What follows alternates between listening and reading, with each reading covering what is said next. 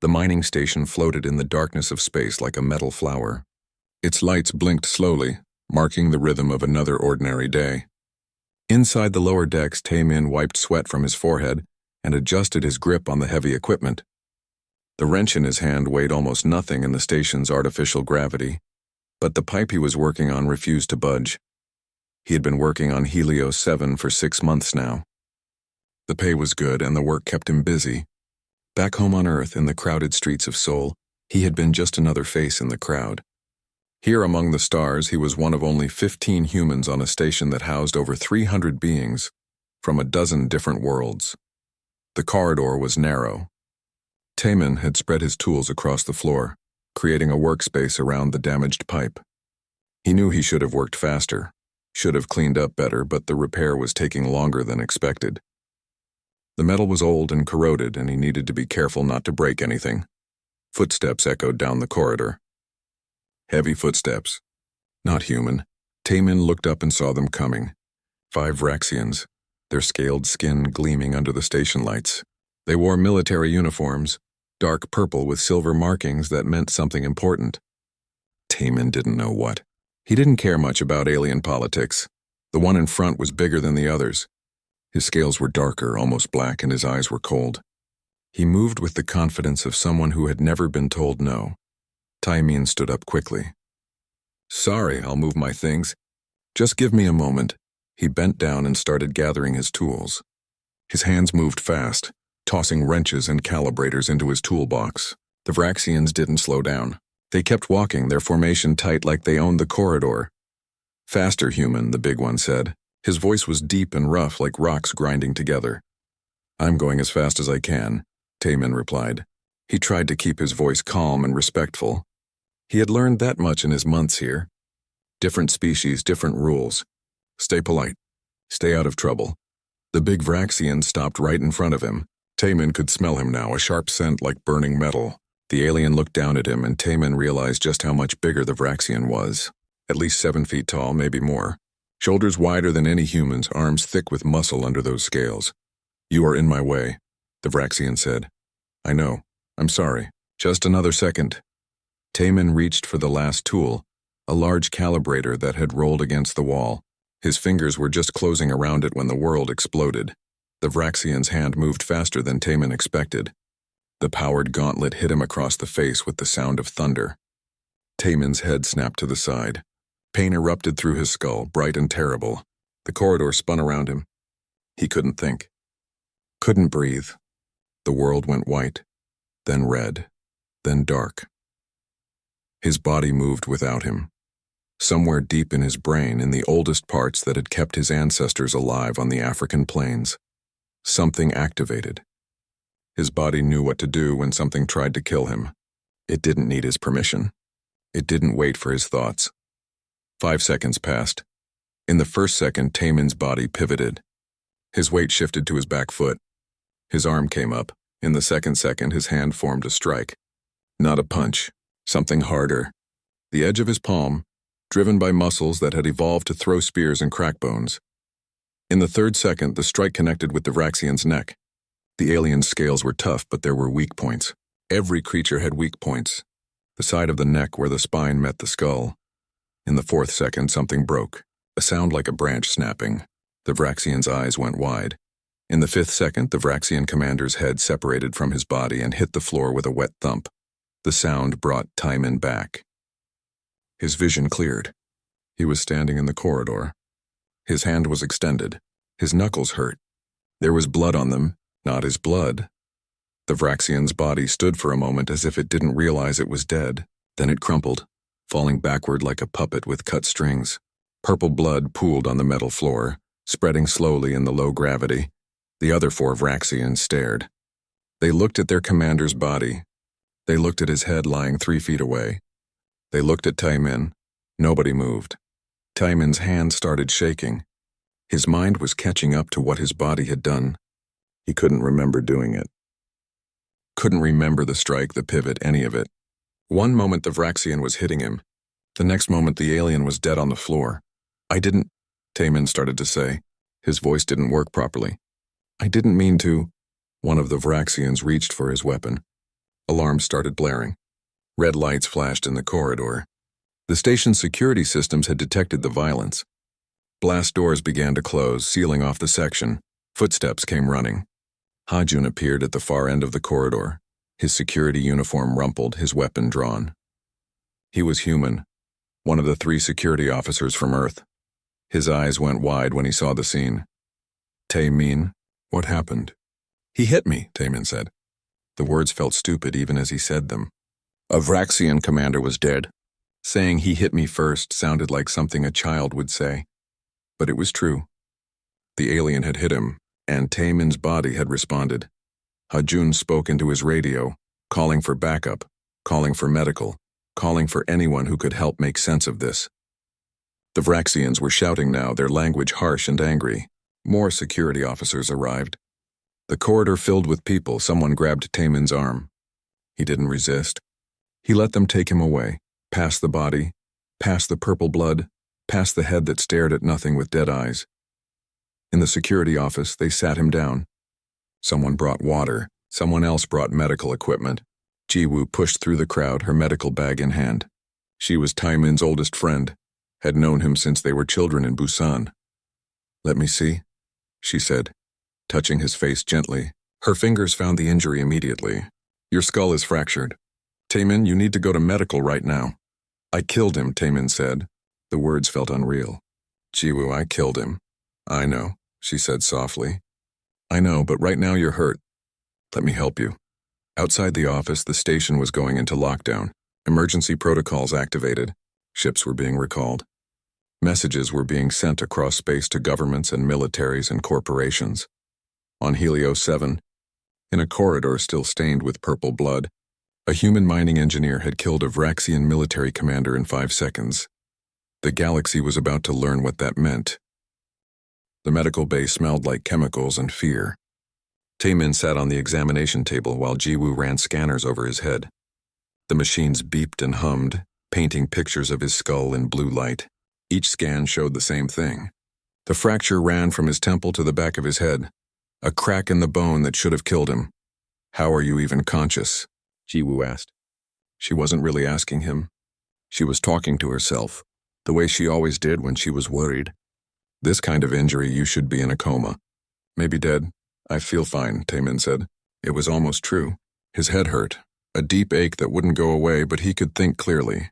He could move. He was alive. Outside the medical bay, the station was in chaos. Taemin could hear it through the walls, shouting, running footsteps, the clang of security teams moving through corridors. The Vraxians wanted him. They wanted justice. They wanted blood. The door opened. A woman walked in, dressed in the gray suit of Earth's diplomatic corps. She was young, maybe 30, with short hair and tired eyes. She carried a data pad and wore an expression that said she had seen too much in too little time. I'm Yoon Seo, she said. Earth sent me to handle this situation. There's nothing to handle, one of the Vraxian officers said, pushing into the room behind her. He was smaller than the dead commander, but his eyes burned with anger. The human killed Commander Velthar. He must be executed. Our law demands it. Yoon Seo didn't look at the Vraxian. She kept her eyes on Taemin. Are you well enough to talk? Yes. Good, tell me exactly what happened. Taemin told the story. It didn't take long. He had been working. The Vraxians had come. He had tried to move. The commander had hit him. Then the commander was dead. 5 seconds. That was all. You expect us to believe he didn't plan this? The Vraxian officer's voice was sharp. A human working alone. Our commander approaching. The perfect opportunity for assassination. Assassination? Yoon Seo turned to face him now. Your commander struck first. The security footage shows it clearly. A corrective action. Standard military discipline. The human was being slow and disrespectful. Standard? Yoon Seo's voice went cold. You consider potentially lethal force standard discipline? For inferior beings, yes. The room went quiet. Jiwoo's hand tightened on Taemin's shoulder. Hajun, standing guard by the door, took a step forward. Yoon Seo held up a hand, stopping them. We'll discuss your views on inferior beings later, she said. Right now, we need to establish facts. The security footage shows Commander Velthar striking Taemin with a powered gauntlet. Medical scans show Taemin suffered a severe skull fracture. Those are facts, yes? The Vraxian officer said nothing. I'll take that as agreement, Yunseo continued. Now here's another fact. Earth is classified as a Class 12 death world. Do you know what that means? It means humans come from a dangerous planet. So what, many species do? No, Yunseo said. Not many. Most spacefaring species evolved on Class 3 to 5 worlds. Comfortable places. Safe places. Earth is Class 12. There are only 6 inhabited Class 12 worlds in known space. We're one of them. She pulled up a hologram from her datapad. It showed a rotating planet, blue and green and beautiful. Earth. But the statistics next to it were terrifying. Gravity, atmospheric pressure, predator density, disease rates, weather severity. Every number was marked in red. Danger, danger, danger. Humans evolved on a world that's trying to kill them, Yunseo said. Every day, every moment, our bodies adapted. Our reflexes became faster than most species can imagine. Our strength-to-weight ratio is abnormal. Our pain tolerance is extreme. These aren't choices. They're survival traits. Bora entered the room, the station administrator's face pale with stress. She was Martian, second generation, with the tall, thin build of someone who grew up in low gravity. The Vraxian fleet is demanding we hand over Taman immediately. 3 warships. They're armed and they're angry. Tell them no, Yunseo said calmly. I can't just tell them no. They'll blow a hole in my station. They won't. Because if they do, Earth will consider it an act of war. I've already sent the message to our government. We have ships on the way. Taman listened to them argue. It felt unreal, like watching a drama on screen. Ships, war, fleets. All because he had defended himself in a corridor. Jiwoo finished her scans and pulled up the results. Look at this, she said, pointing to the timeline. The blow hit Taman at timestamp 14:32 and 15 seconds. His brain activity shows massive trauma immediately. For 3 full seconds, his conscious mind was offline. He was essentially knocked unconscious. But he was standing, the Vraxian officer said. His body was standing. His brain wasn't working. Look at the neural patterns. This is a human survival response. When we take damage to the head, to the control center, our body has backup systems. Ancient reflexes that don't need the conscious mind. Taman's body defended itself while Taman was unconscious. Yunseo leaned forward, studying the data. So you're saying he didn't make a choice? His body just reacted. Exactly. It's like pulling your hand away from fire. You don't think about it. Your body does it automatically. Convenient, the Vraxian officer said. A human kills our commander and claims it was automatic. It's not a claim, Jiwoo said, anger creeping into her voice. It's biology. If you hit a human in the head hard enough to crack their skull, their body will respond with lethal force. That's how we survived on Earth. That's how we're built. More people crowded into the medical bay. Engineers, security officers, other humans who worked on the station. They had heard what happened. They came to support Taman, or maybe just to see the man who had killed a Vraxian commander with his bare hands. Bora's communicator buzzed. She listened, her face growing more worried. The Vraxian subcommander is demanding a meeting. He wants Taman delivered to their ship for trial under Vraxian law. No, Yunseo said firmly. This happened on a neutral station. We'll have a tribunal under Galactic Concordat law. Neutral judges. Fair process. The Vraxians won't accept that. They will. Because the alternative is war, and they don't want to fight Earth. Not yet. They don't know what we're capable of. Taman finally spoke. What am I capable of? His voice was quiet. I didn't even know I could do that. I don't remember doing it. Yunseo sat down next to him. Her expression softened. You're capable of surviving. That's what humans do. We survive. Your body knew the Vraxians' blow was lethal. It knew you would die if you didn't fight back. So it fought back. You're not a murderer, Taman. You're just human. The Vraxians won't care about that. Maybe not. But the rest of the galaxy will. This is the first real test of human-alien relations. Everyone's watching. If the Vraxians can just execute a human for self-defense, what does that say about Earth's place in the galaxy? Are we equals? Or are we inferior beings who can be struck down whenever aliens feel like it? Through the walls, Taman could hear more ships arriving. The station was becoming a gathering point for forces he couldn't understand. Vraxian warships, Earth vessels, neutral observers from other species, all because of 5 seconds in a corridor. Jiwoo squeezed his shoulder. We'll figure this out. You're not alone, but Taman felt alone. He felt like the smallest person in the galaxy, caught between forces that could crush him without thinking. The Vraxians wanted him dead. His own people wanted to use him as a symbol. Nobody asked what he wanted. He just wanted to fix pipes and earn his pay and go home. Instead, he was at the center of something that might become a war. Hajun moved to the door as more footsteps approached. Someone else is here. Human ship. The captain wants to speak with you, Yunseo. Good, Yunseo said, standing up. We'll need all the support we can get. She looked at Tai Min one more time. Rest, heal. Let your body do what it's good at. We'll handle the politics. She left, taking Bora and the Vraxian officer with her. The room felt bigger without them, but not emptier. The weight of what had happened filled every corner. Jiwoo started applying treatment to Tai Min's head, sealing the fracture with medical foam. You know what's funny? She said. Nothing about this is funny. The Vraxian hit you hard enough to kill you, but humans are hard to kill. Commander Velthar learned that lesson. He just didn't live long enough to share it. Outside, the galaxy was learning the same lesson. Humans were hard to kill, and when you tried, they hit back. The conference room was too small for the tension it held. Representatives from 6 different species sat around the table, each one watching the others with suspicion.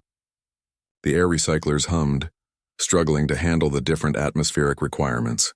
The lights had been adjusted to a compromised brightness that made everyone slightly uncomfortable. Yunseo sat at one end, her datapad displaying pages of Galactic Concordate law.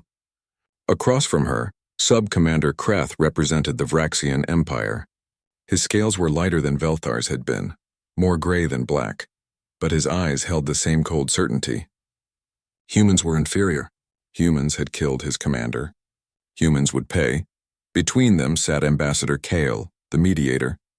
He was Unified Drift, a species known for their neutrality and patience. His multiple eyes blinked independently, taking in every detail. His translator hummed softly as he spoke. We are here to determine if a crime was committed, Kale said. The facts are simple. A human killed a Vraxian. The question is whether this killing was justified. There is no question, Krath said. Commander Velthar was murdered. The human must face justice. Justice requires understanding, Yunseo replied. Your commander struck first. He used potentially lethal force on a human who was simply doing his job. He was slow, disrespectful. The commander corrected him with a blow that cracked his skull. Humans are weak if their skulls crack so easily, Yunseo smiled. But there was no warmth in it. Let me tell you about human weakness. She activated a hologram. Earth appeared, rotating slowly. Beautiful blues and greens, white clouds swirling across the surface. It looked peaceful. It looked like paradise. This is Earth. Class 12 Deathworld. Do you know what that classification means, Sub-Commander? That it's dangerous. Many worlds are dangerous. Not like this. The display changed. Statistics filled the air. Gravity. 140% of galactic standard. Atmospheric pressure, dangerous to most species. Oxygen concentration, toxic in prolonged exposure. Weather severity, extreme. Predator density, abnormally high. Disease environment, severe. Earth isn't just dangerous, Yunseo said. It's actively hostile to life. The gravity alone would cripple most species here. The weather generates storms that could destroy buildings.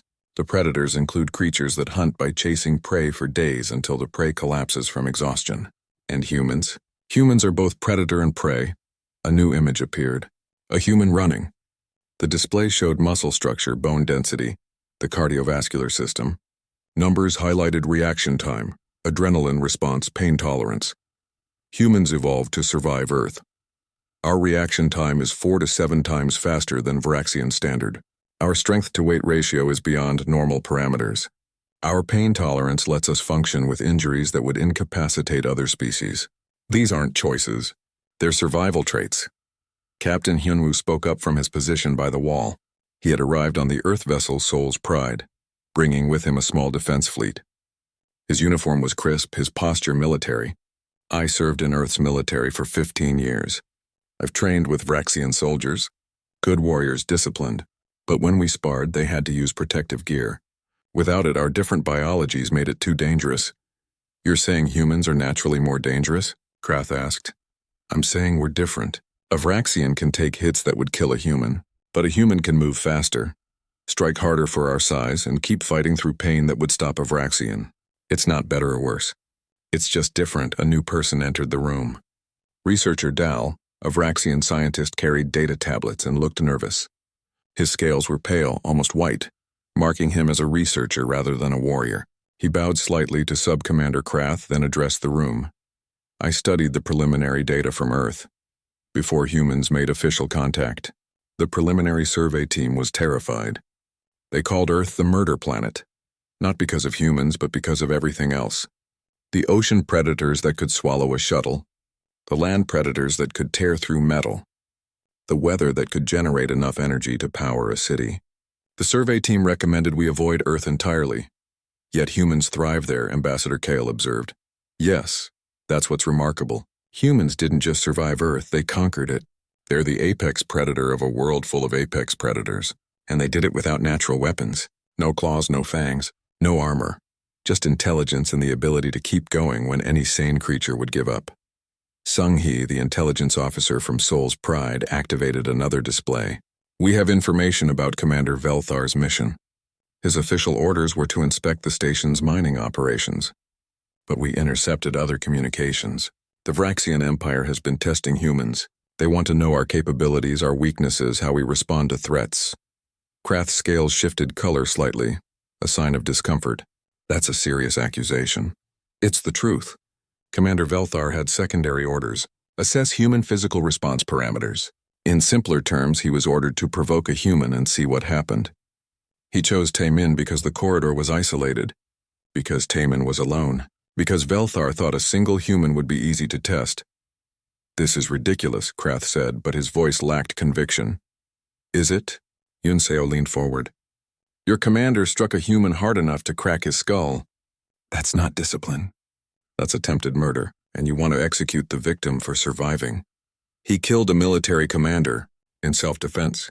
While unconscious, medical scans proved Taemin's conscious mind was offline for 3 seconds after the blow. His body acted on pure reflex. You can't execute someone for having survival instincts. Ambassador Kale raised one hand, calling for calm. The question before us is whether Deathworld protocols were followed. These protocols exist for situations exactly like this.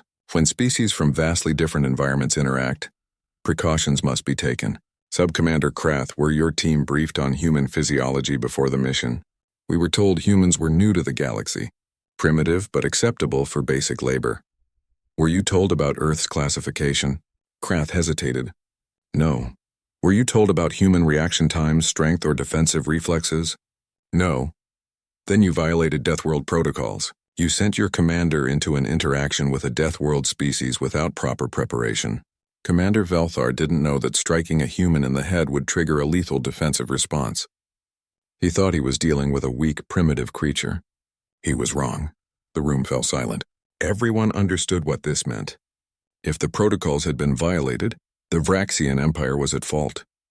Commander Velthar's death was a tragedy, but it was a tragedy born of ignorance and arrogance. Researcher Dahl spoke quietly. I tried to warn the military command. I sent reports about humans, about Earth, about the dangers. They ignored me. They thought Deathworld species would be easy to control because we have better technology. Technology doesn't matter when you're already dead, Captain Hyunwoo said. Commander Velthar learned that in 5 seconds. Yunseo pulled up one more display. It showed the security footage slowed down, broken into individual frames. Watch carefully. Frame 1, Commander Velthar strikes. Frame 2, Taemin's head snaps to the side. Frame 3, his body begins to pivot. This is all reflex. His conscious mind isn't working yet. Frame 4, the counterstrike. Frame 5, contact. Frame 6, Commander Velthar is dead. This entire sequence happens faster than most species can process visual information.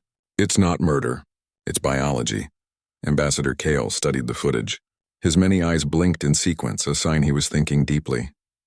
I will recommend to the tribunal that this was justified self-defense. The Vraxian Empire failed to follow Deathworld protocols.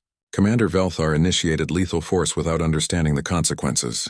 The human responded according to his nature. The Empire will not accept this, Krath said. The Empire doesn't have a choice, Captain Hyunwoo replied. You want war with Earth? We've been preparing for conflict since we reached space. Our whole history is conflict. We fight each other when we don't have anyone else to fight. Imagine what we'll do to an external threat. Krath looked at the human captain, really looked at him, saw the scars on his hands, the hardness in his eyes, the absolute certainty that he would fight and probably win. This is not over, Krath said finally. No, Yunseo agreed. It's just beginning. The galaxy needs to learn how to coexist with humans. That means understanding what we are, where we come from, what we're capable of. You tried to test us. You got your answer. Commander Velthar paid for that knowledge with his life. Learn from it. The meeting ended with nothing resolved, but everything changed. The Vraxians would demand a formal tribunal. Earth would defend Taemin. The galaxy would watch and judge. But everyone in that room now understood something they hadn't before. Humans were dangerous, not because they wanted to be, not because they chose to be, but because they came from a world that made them that way. Earth was a death world, and humans were its children. The tribunal chamber was built for moments like this.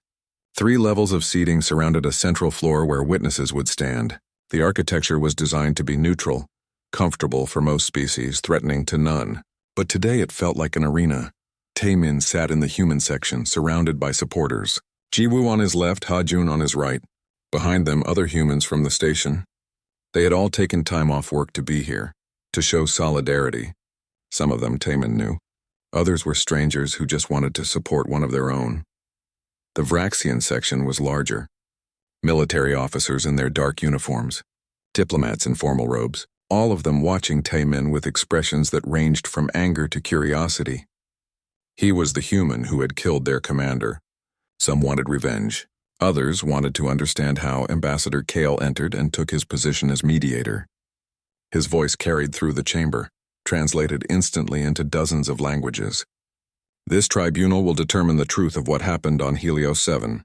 We will hear from experts. We will examine evidence. We will make a fair judgment. The first witness was Jae-hee, a human military instructor who had trained Earth's first space forces. She walked to the center of the floor with the confidence of someone who had faced down dangers most species couldn't imagine. Her uniform bore marks of service, small symbols that told stories of battles and victories. "Tell us about human combat training," Kale said. Jae-hee nodded. "Humans train from childhood. Not formal military training, but survival training. We play games that teach us to fight. We practice sports that involve physical contact. By the time a human reaches adulthood, they've spent years learning to control their body in dangerous situations." And Taemin? What training would he have? Taemin is a civilian, an engineer. But like all humans, he grew up on Earth. He would have played contact sports, maybe soccer, maybe wrestling. He would have learned to fall without injury, to take hits and keep moving, to defend himself if necessary. It's not special training. It's just growing up human. A Vraxian diplomat stood. "You're saying all humans are trained killers?" "No, I'm saying all humans are survivors. There's a difference. We don't train to kill. We train to live. But when something tries to kill us, our body knows what to do." Young Min, a xenoanthropologist, was called next. He specialized in studying how different species evolved and what those evolutionary paths meant for behavior. He pulled up holographic displays showing human evolution. "Humans evolved as persistence hunters," he explained. "We're not the fastest species, not the strongest, but we can keep going. We can chase prey for hours, days even, until the prey collapses from exhaustion. Our bodies are designed for endurance." The display showed a human running, muscle groups highlighted in different colors, the cardiovascular system pumping efficiently, sweat cooling the body, a design refined over millions of years. "But we were also prey," Young Min continued. "Large predators hunted early humans. Big cats, pack hunters. We survived by being smart, by working together, and by having reflexes fast enough to escape. When a predator attacks, humans don't freeze. We react." He pulled up another display. This one showed a human brain, with different regions highlighted. The amygdala, the brain stem. These ancient parts of our brain control survival responses. When a human perceives a lethal threat to the head, to the control center, these systems activate faster than conscious thought. The body acts before the mind can process what's happening. "Show us," someone called from the Vraxian section. Jae-hee smiled. "I can demonstrate." She called forward another human, a young soldier named Bin who served on Soul's Pride. He stood relaxed, waiting. Jaehee explained what would happen. I'm going to throw a ball at Bin's head. Watch his reaction time, she threw. The ball flew fast, faster than most species could track. But Bin's hand snapped up, catching it before it reached his face. The movement was smooth, automatic. He caught the ball without thinking about it. That's a trained response, a Vraxian observer said. Fine, let's try untrained. Jaehee called forward a human teenager who was visiting the station with her parents. Daejung was 15 years old, nervous to be in front of so many aliens. He had never trained for combat, never served in the military. Just a regular kid, same test, Jaehee said. Ready? She threw the ball at Daejung's head.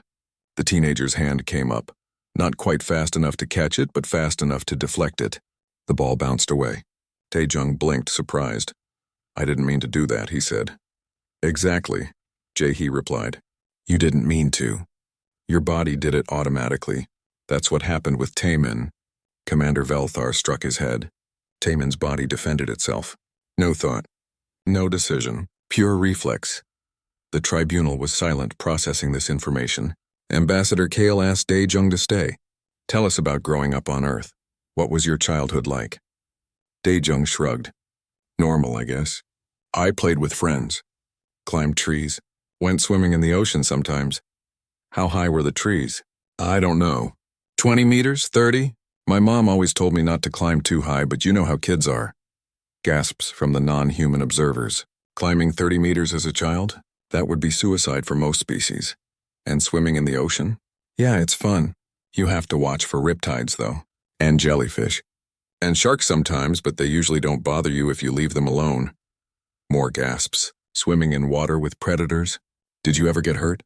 Kale asked. Sure. Broke my arm once falling off my bike. Broke my leg playing soccer. Got a concussion when I hit my head during a game. Normal stuff? Normal, Kale repeated. The word hung in the air. Broken bones, concussions, normal.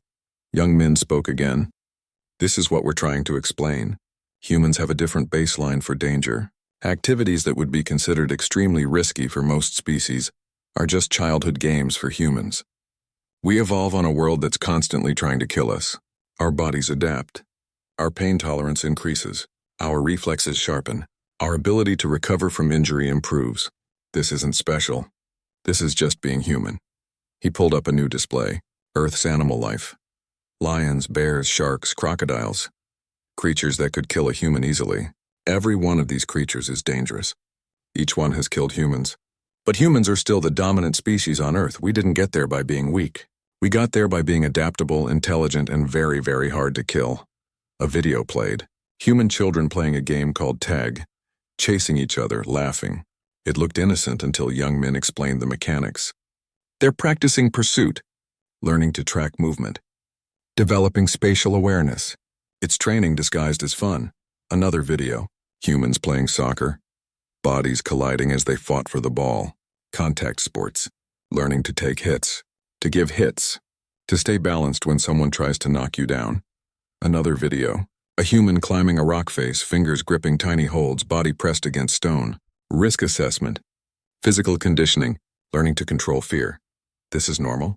A Vraxian diplomat asked, sounding shocked. For humans, yes, young Min said. We don't think of it as dangerous. It's just life, Jaehee added context. The Vraxian Empire has been in space for thousands of years. Your species hasn't seen real war in generations. You practice combat, but it's ceremonial, controlled. Humans? We've been at war with each other for our entire history. We only stopped fighting each other when we reached space and realized we weren't alone. You're saying humans are naturally violent? Krath demanded. No, I'm saying we're naturally competitive. We push ourselves. We test limits. When Commander Velthar struck Taemin, he didn't just hit a random creature. He hit the product of millions of years of evolution on a death world. He hit someone whose ancestors survived by being faster, stronger, and more determined than everything trying to kill them. Ambassador Kale studied the data, his multiple eyes processing information faster than a human could. The evidence suggests that humans possess defensive capabilities far beyond what the Vraxian Empire anticipated. Commander Velthar's action, which might have been considered disciplinary in Vraxian culture, triggered a survival response that led to his death. It was still murder, Krath insisted. Was it? Young Min asked. If I program a machine to defend itself when attacked and someone attacks it and the machine kills them, is that murder? Or is that cause and effect? Humans aren't machines. No, we're more complex. Our programming comes from evolution, not engineers. But the principle is the same. Commander Velthar initiated lethal force. Taemin's body responded with lethal force, action and reaction. Daejung spoke up, his young voice carrying through the chamber. I don't understand why this is so complicated. Someone hit Taemin hard enough to crack his skull. Of course he defended himself. What else would he do? Just die? The simple question from a child silenced the room. What else would he do? Just die? No species would choose to die. Every species had survival instincts. The difference was that human survival instincts were faster, stronger, more effective than most others. Earth had made them that way. The Death World had forged its children in fire and blood and endless danger, and now the galaxy was learning what that meant. The private meeting room was small and windowless, designed for conversations that needed to stay secret. Admiral Vexnar sat at one end of the table, his dark scales reflecting the dim lighting. Across from him, Yunseo maintained her diplomatic posture, but her eyes were calculating. Between them, Minister Huan represented Earth's official position, his silver hair and lined face showing decades of political experience. This was the real negotiation. The tribunal was public theater. Here, in this quiet room, the actual decisions would be made. Let's be honest with each other, Vexnar said. His voice was different from other Vraxians Yunseo had heard, smoother, more controlled. Commander Velthar was a fool. He disobeyed protocols. He initiated an incident that should never have happened. His death, while regrettable, was his own fault. Yunseo blinked, surprised by the admission. Then why are we still here? Why the tribunal? Because I cannot simply say that. Not publicly. The Vraxian Empire does not admit weakness. We do not apologize. If I declare that a human was justified in killing a Vraxian commander, I will lose my position. Perhaps my life. So this is about politics. Everything is about politics. Minister Huan leaned forward. What do you propose? The tribunal will rule in the humans' favor. I will ensure it. But the ruling must be structured carefully. It must acknowledge that Commander Velthar failed to follow proper procedures. It must establish new protocols for interacting with humans. It must create a framework that allows both our species to coexist without constant incidents. And in exchange, Yunseo asked, Earth cooperates with the Vraxian Empire on matters of mutual interest, trade agreements, security partnerships, technology exchange. We were planning to test humans to see if you could be conquered or controlled. Now I know better. You cannot be conquered. So instead, I want you as allies. Yunseo studied the Admiral. He was playing a long game, she realized. Commander Velthar's death wasn't a tragedy to him. It was an opportunity. Remove a rival, forge new alliances, strengthen his position. Cold but effective. We'll need guarantees, Minister Huan said. No more tests. No more incidents. Humans will be treated as equals in all diplomatic and commercial contexts. Agreed. But I need something in return. Earth must provide full disclosure of your military capabilities. Not to threaten you, but so we can plan appropriately. The galaxy needs to understand what humans can do. A soft knock on the door interrupted them. Sojin entered, the corporate representative carrying data pads and wearing an expression of barely contained excitement. She was from one of Earth's largest mining corporations, the ones who employed humans like Taemin on stations throughout space. Sorry to interrupt, but you need to see this. She pulled up holographic displays showing economic data. The demand for human workers has tripled in the past 3 days. Every major corporation in the galaxy wants to hire humans. They're offering premium wages. Why? Yunseo asked, though she suspected she knew the answer.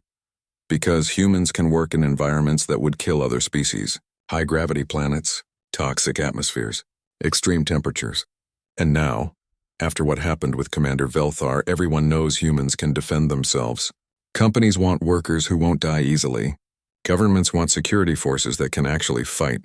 She pulled up more data, resource agreements, technology transfers, diplomatic overtures. Earth's economic position has improved dramatically. We're no longer the new species begging for acceptance. We're valuable, possibly irreplaceable for certain operations. Admiral Vexnar studied the data with interest. Your people work in places we cannot. That makes you useful, but it also makes you concerning. If humans can survive where we cannot, what stops you from taking those places for yourselves? Nothing, Minister Huan said calmly.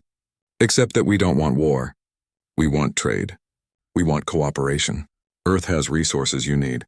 You have technology we want. We both benefit from working together. And if that cooperation ends, then we go our separate ways. Earth can survive alone. We've been doing it for thousands of years. Can you say the same? Your empire depends on resources from hostile environments. Without human workers, how many of your operations become unviable? The threat was subtle but clear. Earth had leverage now. Not military leverage, not yet. But economic leverage. The galaxy needed humans more than humans needed the galaxy. So Jin added another layer. There's also the question of Earth's resources. Our planet has rare isotopes that are extremely valuable for certain technologies. Biological compounds that could revolutionize medicine. We've been analyzing what makes Earth special, and it turns out Deathworlds produce unique materials. Materials that peaceful, safe worlds don't create. You're saying Earth is valuable beyond just labor, Vexnar observed. Very valuable. And Earth is one unified government. One point of contact. You want access to our resources? You negotiate with us. You respect us. You treat humans as equals. Yunseo watched the pieces fall into place. This wasn't just about Taemin anymore. It was about Earth's entire position in galactic society. One incident in a corridor had revealed truths that would reshape politics for generations. A communication came through Minister Huan's device. He read it, his expression darkening. The Vraxian military command is pushing back. They want Taemin punished regardless of the tribunal's ruling. They're threatening to withdraw from the Concordat entirely if their demands aren't met. Vexinar's scales shifted color, a sign of anger. Idiots, they don't understand what they're risking. Can you control them? Yunseo asked. Give me time. The military command is full of old warriors who remember when the Vraxian Empire was the dominant power in this sector. They don't like being challenged. They especially don't like being challenged by a species they consider primitive. We are primitive, Minister Huan said. By galactic standards, we've been in space for less than a century. We don't have your technology. We don't have your experience. But we have Earth. And Earth made us what we are. He pulled up a new display, Earth rotating slowly. But this time the focus was on human achievements. Cities that housed billions. Technology developed through constant warfare. Medical advances born from treating casualties. Engineering marvels built to withstand the planet's hostile environment. Humans had to be innovative to survive, Minister Huan continued. We couldn't rely on our planet being safe. We couldn't trust that tomorrow would be peaceful. So we learned to adapt, to create, to overcome. Those traits don't disappear just because we reached space. Vexinar studied the display. You're saying humans will continue to be dangerous. I'm saying humans will continue to be human. We'll compete. We'll push boundaries. We'll test limits. But we'll also trade, cooperate, and coexist, as long as we're treated fairly. And if you're not treated fairly, then you'll learn the same lesson Commander Velthar learned. Humans hit back. The room fell quiet. The message was clear. Earth wanted peace. Earth wanted cooperation. But Earth would not be pushed around. Would not accept being treated as inferior. Would not allow its people to be harmed without consequences. So Jin added practical concerns. There's another factor to consider. Human culture is spreading. Music, art, literature, entertainment. Other species are consuming human media at unprecedented rates. Our stories about struggle and survival resonate with them. We're becoming culturally influential, not just economically valuable. Cultural influence leads to political influence, Vexnar noted. Exactly. 10 years from now, the galaxy won't just need humans. They'll want to be like humans, or at least understand humans. You can either embrace that or fight it. But you can't stop it. Another message came through, this time to Yun Seo. She read it and smiled. Captain Hyunwoo reports that 3 more Earth vessels have arrived. Heavy cruisers. They're not here to fight, but they're here to remind everyone that Earth can fight if necessary. A show of force, Vexnar said. A show of capability. There's a difference. We're not threatening anyone. We're just making sure everyone understands the stakes. Minister Huan stood, preparing to leave. Let's be clear about what's happening here. Earth is joining galactic society, not as a minor player, not as a species to be tested or controlled, as equals. The tribunal will rule in Taimin's favor, because the evidence supports it. The galaxy will accept new protocols for interacting with Deathworld species because it's necessary, and the Varaxian Empire will move forward with Earth as partners, not adversaries. And if my government disagrees? Vexnar asked. Then your government will be replaced by people who understand reality better. You're smart enough to see that, Admiral. That's why you're having this conversation. You know the old ways are over. The question is whether you'll adapt or be left behind. Vexnar was silent for a long moment. His scales shifted through several colors, reflecting internal conflict. Finally, he nodded. I'll ensure the tribunal reaches the correct conclusion. I'll push for new protocols. I'll advocate for partnership with Earth. But understand this. Not everyone in the Varaxian Empire will agree. There will be resistance. There may be incidents. We'll handle incidents as they come, Yunseo said. But every incident will have the same result. Humans will defend themselves, and the galaxy will learn. The meeting ended with handshakes and formal bows.